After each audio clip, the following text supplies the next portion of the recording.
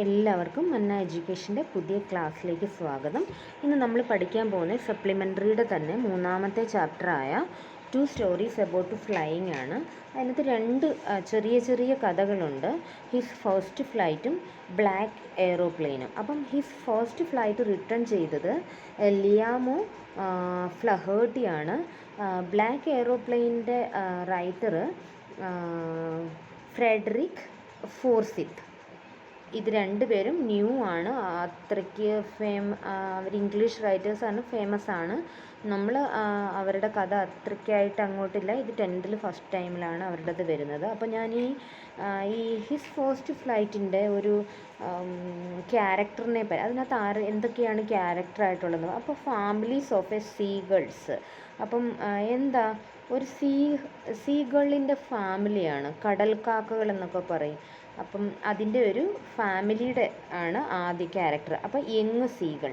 അപ്പോൾ അതിനകത്തൊരു ഒരു കുഞ്ഞ് ഒരു യങ്ങായിട്ടുള്ള ഒരു സീകളുമാണ് ഒരു ഫാമിലിയും അതിനകത്തെ മെമ്പറായ ഒരു യങ് സീകളിൻ്റെയും കഥയാണ് ഫസ്റ്റ് ഫ്ലൈറ്റിലൂടെ നമുക്ക് റൈറ്റർ ലിയാമോ പറഞ്ഞു തരുന്നത്. അപ്പോൾ ഈ ചാപ്റ്ററിൻ്റെ ഓവർവ്യൂ എന്ന് പറയുന്നത്, the story is about a family of a seagull. There was a young seagull in the family who was unable to fly even after several tries. The story highlights the importance of family and friends in one's life. It also gives the message that one need a believed overcome of the hurdles of own life. അപ്പം ഇത്രയും simple ഇംഗ്ലീഷാണ് ഞാൻ പറഞ്ഞത്. അപ്പോൾ ഒരു ചാപ്റ്ററിൻ്റെ overview എന്ന് വെച്ചാൽ ഇതൊരു സീകളിൻ്റെ ഫാമിലിയുടെ കഥയാണ്. അതിനകത്തൊരു യങ് സീകൾ ഉണ്ടായിരുന്നു, who was unable to fly even after a several try. ഒരുപാട് ട്രൈ ചെയ്തിട്ടും ഫ്ലൈ ചെയ്യാൻ കഴിയാത്ത ഒരു സീകൾ അതിനകത്തുണ്ടായിരുന്നു. സീ ഗൾസ് ഗളുണ്ടായിരുന്നു. ദ സ്റ്റോറി ഹൈലൈറ്റ് ചെയ്യുന്നതെന്ന് വെച്ചാൽ ഇമ്പോർട്ടൻസ് ഓഫ് എ ഫാമിലിയും ഫ്രണ്ട്സും ഒരാളുടെ ലൈഫിൽ എത്ര ഇമ്പോർട്ടൻസ് ആണെന്നാണ് പറയുന്നത്. It also give the message that, ഒരു മെസ്സേജ് തരുന്നുണ്ട്. One needs to believe in self.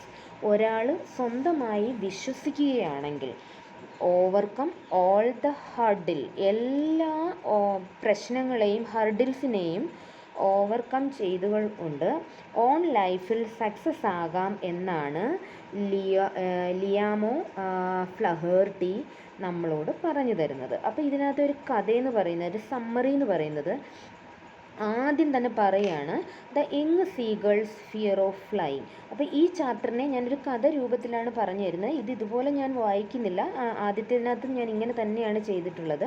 അപ്പോൾ ഈ കഥ കേട്ടോളൂ ഇംഗ്ലീഷിൽ. ആ കഥ മനസ്സിലാക്കി കഴിഞ്ഞാൽ നിങ്ങൾക്ക് ഇതിനകത്ത് വരുന്ന എല്ലാ ക്വസ്റ്റ്യൻ്റെ ആൻസറുകളും ഇംഗ്ലീഷിൽ തന്നെ നറേറ്റ് ചെയ്ത് റൈറ്റ് ചെയ്യാൻ നിങ്ങൾക്ക് പറ്റും.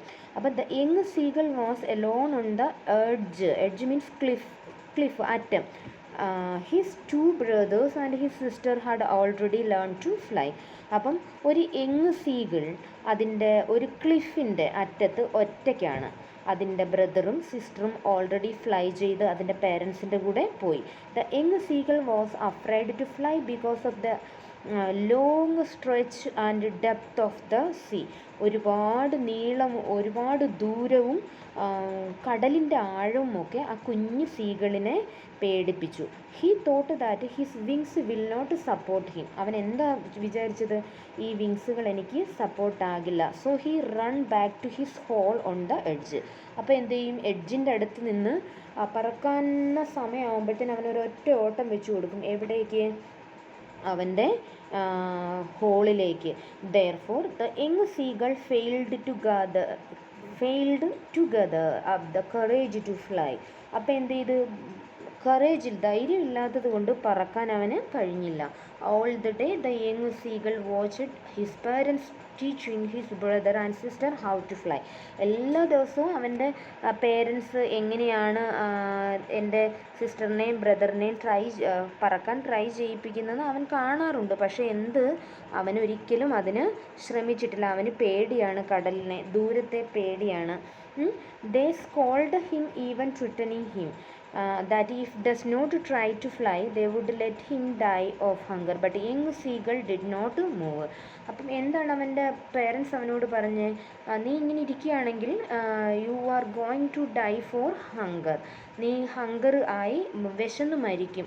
But young seagull did not hear him and did not move anywhere. പിന്നെ ഇനി പറയാൻ പോകുന്നത് parents leave the young seagull. അപ്പോൾ പാരൻസ് എന്ത് ചെയ്യും? യങ് സീകളിനെ വിട്ടിട്ട് ഇവിടുന്ന് പോവുകയാണ്. 24 hours passed and nobody come near him. 24 മണിക്കൂർ കഴിഞ്ഞു കഴിഞ്ഞാൽ നിൻ്റെ അടുത്തേക്ക് ആരും തിരിച്ചു വരില്ല. All the day the young seagull watched his parent teaching his brother and sister how to fly. എല്ലാ ദിവസവും അവൻ എന്ത് ചെയ്യും? എൻ്റെ സിസ്റ്ററിനെയും ബ്രദറിനെയും പഠിപ്പിക്കുന്നത് ഇങ്ങനെ നോക്കിയിരിക്കും. But he don't try to fly. They were also teaching them how to swim the waves and how to dive for catching the fish. അവർ വേവ്സുകളിലൂടെ എങ്ങനെ സ്കിം ചെയ്യാമെന്നും ഡൈവ് ചെയ്യുന്നത് എങ്ങനെയാണെന്നും അതിനകത്തൂടെ എങ്ങനെ ഫിഷിനെ പിടിക്കാമെന്നും ഒക്കെ അവർ പഠിച്ചു. He had seen his elder brother catch the first herring. Herring എന്ന് വെച്ചാൽ എ സോഫ്റ്റ് ഫിൻഡ് സീ ഫിഷിനെയാണ് എന്ത് പറയുന്നത്? ഹെറിങ് എന്ന് പറയുന്നത്. When he ate it his parent praised him. അപ്പം അവൻ്റെ ബ്രദർ ഒരു കുഞ്ഞു മീനിനെ പിടിച്ച്, ഒരു സോഫ്റ്റ് കുഞ്ഞു മീനിനെ പിടിച്ച് അവൻ കഴിച്ചപ്പം അവൻ്റെ പേരൻ്റ് അവൻ്റെ ബ്രദറിനെ, സീകളിൻ്റെ ബ്രദറിനെ പ്രൈസ് ചെയ്യുന്നത് അവൻ നോക്കിക്കൊണ്ടിരിക്കുകയാണ്. The whole family turned the young seagull for the coward eyes. തൊണ്ടനായിട്ടാണ് എല്ലാവരും, ഒരു സീകൾ ഫാമിലി അവനെ കണ്ടത്. The hungry seagull. ഇനി നമ്മൾ പറയാൻ പോകുന്ന ഹംഗ്രി ആയിട്ടുള്ള സീകൾ. ഓൾറെഡി നമ്മൾ പറഞ്ഞു കഴിഞ്ഞു, ഇവനെ വിട്ടിട്ട് ആര് പോയി? ഇവൻ്റെ ബ്രദറും സിസ്റ്ററും പാരൻസും അവിടുന്ന് പോയി. As the time pass the young seagull would not tolerance the hunger and the heat. He moves closer to the edge and pretend to fall asleep but nobody take notice of him. അപ്പോൾ അവൻ എന്ത് ചെയ്തു? അതിൻ്റെ ടിപ്പിലേക്ക് ഇങ്ങനെ വന്നിരുന്നു. ആരും അവനെ ശ്രദ്ധിക്കുന്ന പോലുമില്ല. അവൻ്റെ പാരൻസൊക്കെ അവിടുന്ന് പോയി. His 2 brothers and his sister were asleep and his father was cleaning his feather on his white bag. അപ്പോൾ എന്ത് ചെയ്യുന്നു? ഇവൻ്റെ അച്ഛനും വയറ് നിറച്ച് ഭക്ഷണം കഴിച്ചിട്ട് ഇവൻ്റെ ബ്രദർ സിസ്റ്റർ ഉറങ്ങി, അവൻ്റെ അമ്മമ്മ ഉറങ്ങി. അവൻ്റെ പപ്പ എന്ത് ചെയ്യാണ്? ക്ലീൻ ചെയ്യുകയാണ്. അവൻ്റെ പാരൻസ് അവരുടെ ബോഡിയൊക്കെ ക്ലീൻ ചെയ്ത് അവരെ വളരെ ക്യൂട്ടാക്കി വെക്കുകയാണ്. എന്തിന്? Only the mother noticed him. അവൻ്റെ അമ്മ അവനെ നോട്ടീസ് ചെയ്ത്. She was standing high on the plateau with a fish. അപ്പോൾ എന്താണ്? അവൻ്റെ അമ്മ എവിടെ ഇരിക്കുകയാണ്? വായിൽ വലിയൊരു ഫിഷിനെ പിടിച്ചുകൊണ്ട് അതിൻ്റെ പൊക്കത്തുള്ള പ്ലാറ്റ്യൂവിൻ്റെ മണ്ടയിൽ അവൻ്റെ അമ്മ ഇങ്ങനെ ഇരിക്കുകയാണ്. ആസ് ദ യങ് സീകൾ സാ ദ ഫുഡ്. അപ്പോൾ യങ് സീകൾ ഫുഡ് കണ്ടു. He felt more hungry. Food കണ്ടപ്പോൾ എന്തായി? അവന് കൂടുതൽ വിശപ്പായി. അപ്പം ഇതൊരു മദറിൻ്റെ ട്രിക്കാണ്. ഇനി അവൻ്റെ അമ്മ കാണിക്കുന്ന ഒരു കൊച്ചു ട്രിക്കാണ് ഇവിടെ പറയാൻ പോകുന്നത്. Realising his madness for the food his mother tried to tempt him which piece of fish. അപ്പോൾ എന്ത് ചെയ്തു? ഭയങ്കരമായിട്ട് വിശന്നപ്പോൾ അതൊരു കുഞ്ഞ് പീസ് ഓഫ് ഫിഷിനെ അവന് കൊണ്ടുകൊടുത്തു. Initially she tore the fish in to the manner the young seagull loved to eat. അപ്പോൾ എന്ത് ചെയ്ത്? അതിനെ മുറിച്ചെടുത്തുകൊണ്ട് തിരിച്ചു കൊടുത്തില്ല. He sight madden the young seagull when the mother flew nearer him which filled young seagull with joy. അപ്പോൾ എന്ത് ചെയ്ത്? അപ്പം യങ് സീകൾ അമ്മയെ കണ്ട് അമ്മയുടെ വായിലുള്ള മീനിനെ ഇച്ചിരി കൊടുത്തപ്പോൾ ഭയങ്കര ഹാപ്പിയായി. However the mother stop near the edge of the ledge out of excitement and hunger. The young seagull ran towards the mother and dived for the fish. അപ്പം വിശപ്പിൻ്റെ കാര്യം കൊണ്ട് അമ്മ തിരിച്ചു പോകുന്നത് കണ്ട് എന്ത് ചെയ്ത്? പറന്ന് അമ്മയുടെ അടുത്തേക്ക് ഓടി ചെന്നിട്ട് ഡൈവ് ചെയ്ത് എന്ത് ചെയ്ത്? ഫിഷിനെ പിടിക്കാൻ ട്രൈ ചെയ്തു. അപ്പം ജോയ് ഓഫ് ഫ്ലൈറ്റ്. ഇനിയിപ്പം അപ്പോൾ എന്ത് ചെയ്തു? വിശപ്പ് കൊണ്ട് അവൻ പറന്നു. ഇനിയിപ്പോൾ അതിൻ്റെ തിരിച്ചറിവാണ് the joy of flight. Initially the seagull was scared and screamed with fear with he dived but soon he felt his wings spread outwards and they began to fly slowly downwards and upwards. He was no longer afraid of flying. അപ്പോൾ എന്ത് ചെയ്ത്? പെട്ടെന്ന് വെള്ളത്തിലേക്ക് വീണു പോകും എന്ന് അവൻ വിചാരിച്ചെങ്കിലും അവൻ്റെ ചിറകുകളെ വിടർത്തി ബാലൻസ് ചെയ്ത് താഴോട്ടും മുകളിലോട്ടും അവൻ ഫ്ലൈ ചെയ്യാൻ തുടങ്ങി. The family celebration. ഇനി നമ്മൾ പറയാൻ പോകുന്ന ഇവരുടെ ഒരു ഫാമിലിയുടെ ഒരു വലിയ സെലിബ്രേഷനാണ് പറയുന്നത്. എന്താണ് സെലിബ്രേഷന് കാരണം? ദ യങ് സീകൾ എന്ത് പഠിച്ചു? ഫസ്റ്റ് ഫ്ലൈ ചെയ്തതിൻ്റെ soon his parent brother sister flew around him. അവൻ്റെ ചുറ്റും വട്ടം കറങ്ങി പറന്നു. When all the family members landed on the green sea they called the young seagull to be with them. അവരെന്ത് ചെയ്ത് പച്ചക്കടലിന് മുകളിൽ ഈ വട്ടം കറങ്ങി അവനെ അവിടേക്ക് വിളിച്ചു. As the young seagull landed on the green sea his leg sank into it. He tried to fly again, but he was tired and weak with hunger. Finally, his feet sank into the green sea. His belly touched it and he was floating on it. അപ്പം കാല് താന്നു പോയി, അടിഭാഗം വെള്ളത്തിൽ താഴാൻ തുടങ്ങി. അപ്പോൾ അവന് സ്വന്തമായിട്ട് എന്തു മനസ്സിലായി? ഞാനതിൽ പൊങ്ങിക്കിടക്കുകയാണ്. The family members praised him and offered him piece of dog fish as he had made his first flight. അപ്പം ആദ്യത്തെ ഫസ്റ്റ് ഫ്ലൈറ്റിൻ്റെ ഹാപ്പിനെസ്സിന് വേണ്ടി നിനക്ക് കുറേ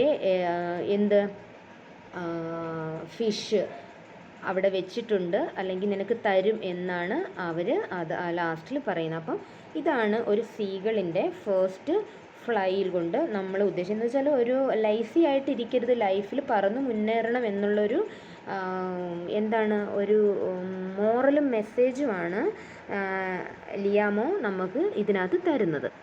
ഇനി രണ്ടാമത്തെ കഥയായ ദ ബ്ലാക്ക് എയ്റോപ്ലെയിനകത്ത് 3 കഥാപാത്രങ്ങളാണുള്ളത്. ദ നറേറ്റർ ഉണ്ട്, the pilot of a black aeroplane, the woman. ഇവർ 3 പേരാണ്. ദ നറേറ്റർ എന്ന് പറയുന്നത് a pilot who was flying his Dakota aeroplane over France back to England but lost his way due to storm. അപ്പോൾ ഇതിനകത്ത് narrator എന്ന് പറയുന്നത് പൈലറ്റാണ്. അയാൾ Dakota എയ്റോപ്ലെയിനിൽ ഫ്രാൻസിൽ നിന്ന് ഇംഗ്ലണ്ടിലേക്ക് മടങ്ങി വരുന്ന സമയത്ത് സ്റ്റോമിൽപ്പെട്ട് വഴി നഷ്ടപ്പെട്ടു പോകുന്ന ഒരവസ്ഥ. അതാണ് ആദ്യത്തെ ആൾ, the pilot of a black aeroplane. ഇനി a pilot who was flying the black aeroplane he helped the narrator to find the way in the storm. ഇതിനകത്ത് ബ്ലാക്ക് എയ്റോപ്ലെയിനിലെ പൈലറ്റ് അവർ രണ്ടുപേരോടാണ് യാത്രയിൽ നഷ്ടപ്പെട്ടു പോയ വഴിയെ ഫൈൻഡ് ചെയ്യാൻ പരസ്പരം ഹെൽപ്പ് ചെയ്യുന്ന ആൾക്കാർ. പിന്നെ ഒരു വുമൺ ഉണ്ട്, the woman working in the control centre whom the narrator asked about the unknown friend in the black aeroplane. അപ്പോൾ ഇതിനകത്തൊരു അറിയപ്പെടാത്ത unknown friend in the black aeroplane എന്നാണ് ആ വുമണിനെ പറഞ്ഞിരിക്കുന്നത്. അവരുടെ പേരൊന്നും ഇവിടെ ഡിനോട്ട് ചെയ്തിട്ടില്ല. അപ്പോൾ ഇന്ന് നമുക്കൊരു സമ്മറി ഞാൻ പറഞ്ഞുതരാം. ഫസ്റ്റിലെ പറയാൻ പോകുന്നത് the narrator trip in England, അതാണ്. സോറി, ഞാൻ ചാപ്റ്റർ എടുക്കാൻ മറന്നു. ഓക്കെ, ഇനി ആദ്യത്തേത് the narrator was flying his old Dakota aeroplane over France back to England at night. The sky was clear and moon was shining. അപ്പം നല്ല ഒരു ഷൈനി മൂണുള്ള ദിവസം, ക്ലിയർ സ്കൈ ഉള്ളൊരു ദിവസം നെറേറ്റർ ഡക്കോട്ട എയ്റോപ്ലെയിൻ കൊണ്ട് ഇംഗ്ലണ്ടിലേക്ക് തിരിച്ചു വരുവാണ്. He was dreaming of his holiday and looking forward to be with his family. അദ്ദേഹം ഹോളിഡേ ഡ്രീം ചെയ്തുകൊണ്ട് അദ്ദേഹത്തിൻ്റെ ഫാമിലിയോടൊപ്പം ചെലവഴിക്കാൻ ഇംഗ്ലണ്ടിലേക്ക് വരുവാണ്. It was 1:30 in the morning. 1:30 ആയി. When the narrator looked down he saw the lights of Paris city in front of him. He called the Paris control to get instructed about the way. Paris control advised him to turn 12 degree west. അപ്പം Paris city അദ്ദേഹത്തിന് കാണാം. അപ്പം control റൂമിലേക്ക് ബന്ധപ്പെട്ടപ്പോൾ അവർ പറഞ്ഞതെന്താ advice ചെയ്തു 12 degree വെസ്റ്റിലേക്ക് നിങ്ങളുടെ Dakota തിരിക്കണമെന്നാണ്. അപ്പം ഇനി പറയാൻ പോകുന്നത് അപ്പിയറൻസ് ഓഫ് സ്റ്റോം ക്ലൗഡ്സ് എങ്ങനെയാണെന്നാണ്. When the narrator reached 150 kilometer beyond Paris, he suddenly saw a huge storm cloud in front of him. He knew that it was not possible to fly up and over the cloud. He also did not have enough fuel to go around the cloud. First, he thought of going back to Paris. However, the thought of breakfast with his family made him determined to fly through the clouds. അപ്പോൾ എന്താണ് ഇതിനകത്ത് പറയുന്നത്? ഒരു 150 kilometer പാരീസിൻ്റെ ബിയോണ്ടിലെത്തിയപ്പം cloud വന്നു, അല്ലെങ്കിൽ Storm cloud വന്നു എന്നാണ് പറയപ്പെടുന്നത്. അപ്പം അത് വന്നപ്പോൾ എന്താണ്, മുന്നോട്ട് പോകാനും പറ്റുന്നില്ല, ഫ്യൂവലും ഇല്ല, പാരീസിലേക്ക് തിരിച്ചു പോകാനും പറ്റില്ല. കാരണം അന്ന് അദ്ദേഹത്തിൻ്റെ ഫാമിലിയോടൊപ്പം നാളെ ബ്രേക്ക്ഫാസ്റ്റ് കഴിക്കാമെന്ന് അദ്ദേഹത്തിൻ്റെ ഫാമിലിക്ക് അദ്ദേഹം വാക്ക് കൊടുത്തിട്ടുണ്ടായിരുന്നു. ഇനി അടുത്ത് പറയുന്ന റിസ്കി ബട്ട് ബ്രേവ് ഡിസിഷൻ, ഒരു റിസ്കി ആയിട്ടുള്ള ബ്രേവ് ഡിസിഷനെ പറ്റിയാണ് ഇനി ഈ കഥയിൽ പറയുന്നത്. The narrator decided to take the risk and flew in to the സ്റ്റോമിൽ ലൂടെ പറന്ന് മുന്നേക്ക് പോകാൻ അദ്ദേഹം തീരുമാനിച്ചു. But everything went out of the control, എല്ലാം കൺട്രോളിന് പുറത്തേക്ക് പോയി. അപ്പോൾ എന്താ, he was unable to see because everything outside the plane was black എന്ന് വെച്ചാൽ എന്താ, കൺട്രോളിന് പുറത്തേക്ക് പോകുന്നതിൻ്റെ റീസൺ എന്ന് വെച്ചാൽ പ്ലെയിനിൻ്റെ പുറത്തെല്ലാം ബ്ലാക്ക് ആയിട്ടാണ് പിന്നെ അദ്ദേഹത്തിന് കണ്ടത്. The aeroplane jumped and twisted in the air, jump ചെയ്യാനും ചരിയാനും മറിയാനും ഒക്കെ. His compass stopped working. He tried to contact the Paris control for direction, but his radio had also stopped working. Consequently, he was totally lost in the storm. അവസാനം എന്ത്, അദ്ദേഹത്തിൻ്റെ compass working നഷ്ടപ്പെട്ടു, control റൂമുമായിട്ടുള്ള ബന്ധം നഷ്ടപ്പെട്ടു. അപ്പം ലാസ്റ്റിൽ എന്താണ്, totally flying ഫെയിലായിപ്പോയെന്ന് തന്നെ പറയാം. അദ്ദേഹം സ്റ്റോമിൽ ലോസ്റ്റായി. പിന്നെ ഈ ബ്ലാക്ക് എയ്റോപ്ലെയിൻ അപ്പിയറായി എന്നുള്ളതിനെ പറ്റി നമുക്കിനി അടുത്തതിലേക്ക് പോകാം. When the narrator was lost in the storm, he saw another black aeroplane near him. It had no light on its wings. Its pilot face was turned towards him. The pilot in black aeroplane raised his hand and signaled the narrator to follow him. The narrator felt that the pilot of the black aeroplane wanted to help him. So he followed the strange aeroplane. അപ്പോൾ എന്താണ്, പെട്ടെന്ന് അദ്ദേഹം ഒരു കറുത്ത എയ്റോപ്ലെയിനെ കണ്ടു. എന്താണ്, അതിനകത്ത് ഒരാൾ കൈ എടുത്ത് കാണിച്ച് എന്നെ ഫോളോ ചെയ്യാൻ പറയുന്നതായിട്ട് അദ്ദേഹം കാണുകയും അദ്ദേഹം സ്ട്രേഞ്ച് എയ്റോപ്ലെയിനെ ഫോളോ ചെയ്യാൻ തീരുമാനിക്കുകയും ചെയ്തു. ഇനി പറയുന്നത് narrator follow black aeroplane. The narrator followed the black aeroplane for about half an hour. ഒരു അരമണിക്കൂറോളം ആ കറുത്ത എയ്റോപ്ലെയിനെ അദ്ദേഹം ഫോളോ ചെയ്തു. It had no light on its wings, അതിൻ്റെ വിങ്സിൽ എന്തില്ലായിരുന്നു, ലൈറ്റ് ഇല്ലായിരുന്നു. Its pilot's face was turned towards him. The pilot in black aeroplane raised him hand and signal, അത് ഞാൻ പറഞ്ഞു. ഇനി the narrator followed the black aeroplane and front of about half an hour. Now he could only fly the plane for 5 or 10 minutes. He felt frightened again, but suddenly he saw two straight lines for the lights ahead of him on the ground. They were the lights of an airport runway. When he turned to look for the black aeroplane, he could not see it anywhere. He was able to land safely, which gave him a sigh of relief. അപ്പോൾ എന്താണ്, കറുത്ത എയ്റോപ്ലെയിനെ അദ്ദേഹം കണ്ടു. ഫ്ലൈറ്റിലിരുന്ന ആളിൻ്റെ തല അദ്ദേഹത്തിന് നേരെ തിരിഞ്ഞാണ് ഇരുന്നത്. അപ്പം കുറച്ച് ഒരു 10 മിനിറ്റിനുള്ളിൽ പെട്ടെന്ന് പേടി വന്നു എങ്കിലും പെട്ടെന്ന് അദ്ദേഹം എന്ത് കണ്ടു, ഒരു സ്ട്രെയിറ്റ് പാത്തും ലൈറ്റും കണ്ടു. അത് എയർപോർട്ടിൻ്റെ വഴിയായിരുന്നു, എയർപോർട്ട് റൺവേ ആയിരുന്നു. അപ്പം റൺവേയിൽ അദ്ദേഹം സേഫായിട്ട് ലാൻഡ് ചെയ്തു എന്നും പിന്നെ അദ്ദേഹം ആ കറുത്ത എയ്റോപ്ലെയിനെ കണ്ടില്ല എന്നുമാണ് പറയുന്നത്. The black aeroplane remains A mystery. അപ്പോൾ എന്താണ്, ഇപ്പോഴും അദ്ദേഹത്തിന് ആ ബ്ലാക്ക് എയ്റോപ്ലെയിൻ എന്ന് പറയുന്നത് ഒരു മിസ്റ്ററി ആയിട്ടാണ് ഫീൽ ചെയ്തത്. അപ്പം after landing the narrator wants to control center of the airport. He asked the woman in the control center about the mysterious plane. He wanted to find out where the other plane was and wanted to thank its pilot for guiding him in the storm.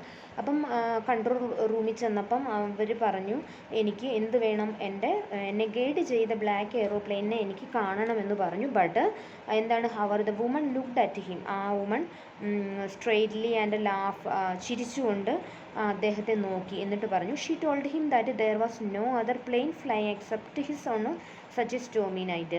നിങ്ങളുടെ flight അല്ലാതെ ഈ ആകാശത്തൂടെ മറ്റൊരു ഫ്ലൈറ്റും പറന്നിട്ടില്ല എന്ന് ചിരിച്ചുകൊണ്ട് അവൾ പറഞ്ഞു. The narrator was surprised at this. He was wanted who had helped him.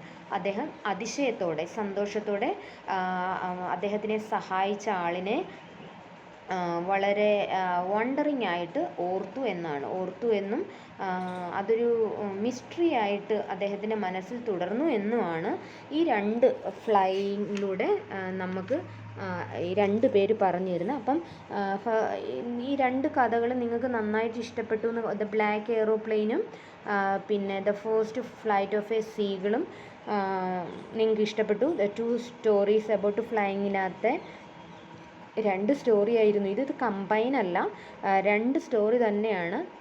നിങ്ങൾക്ക് ഇതിൻ്റെ ക്വസ്റ്റ്യൻ ആൻസർ ആവശ്യമുണ്ടെങ്കിൽ നിങ്ങൾ പറയണം. ഈ ക്ലാസ് നിങ്ങൾക്ക് ഇഷ്ടപ്പെട്ടു എന്ന് കരുതുന്നു. വളരെ ഒത്തിരി ഒന്നും ഞാൻ വലിച്ചു നീട്ടാതെ നന്നായിട്ട് നറേറ്റ് ചെയ്ത് നിങ്ങൾക്ക് തന്നിട്ടുണ്ട്.